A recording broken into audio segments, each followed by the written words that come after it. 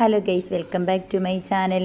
ഞങ്ങൾ ഇന്ന് എന്താ പറയണേ, അടുക്കളയുടെ വശത്ത് ഞങ്ങൾ ഒരു പട്ടാക്കുളം ഉണ്ടാക്കാൻ വേണ്ടി റെഡിയാക്കുകയാണ്. പപ്പായും ചേട്ടായും കൂടി ആഞ്ഞു പിടിക്കുന്നുണ്ട്. അവിടെ എല്ലാം ഒന്ന് വൃത്തിയാക്കുകയാണ്. ഞങ്ങൾക്ക് കുളമുണ്ട് താഴെ, പക്ഷേ അത് മീനെ ഇട്ടിട്ടില്ല. ഞങ്ങൾ ഇടണമെന്ന് ആഗ്രഹമുണ്ട്.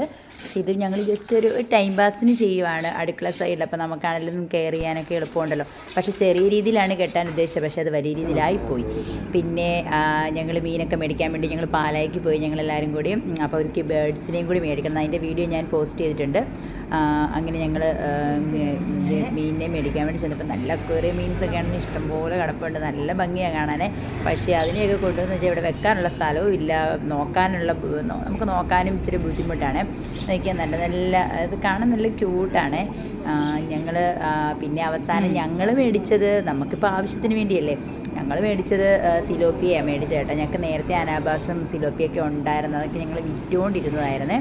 അത് പിന്നെ കുറേ ഇടയ്ക്ക് ഞങ്ങളതങ്ങ് മാറ്റി. ചേട്ടായി ഇല്ല, നോക്കാൻ ആളില്ലാതെ വന്നു കഴിഞ്ഞപ്പം പിന്നെ അത് ബുദ്ധിമുട്ടായി. ഇനിയിപ്പോൾ ഞങ്ങൾ സിലോപ്പിയ മേടിച്ചുകൊണ്ട് ഞങ്ങൾ വരികയാണ്. എന്നിട്ട് നമ്മുടെ പടുതാക്കുളത്തിൽ കൊണ്ടുവരണ്ടേ, അത് മേടിച്ചുകൊണ്ട് വന്ന് ഞങ്ങൾ പടുതായി മേടിച്ചുകൊണ്ട് വന്ന് പടുതാക്കുളമൊക്കെ അങ്ങ് സെറ്റ് ചെയ്ത്, അതേ കണ്ടില്ലേ, സെറ്റ് ചെയ്ത് ഓക്സിജനുമൊക്കെ ഇട്ട് കൊടുത്തു.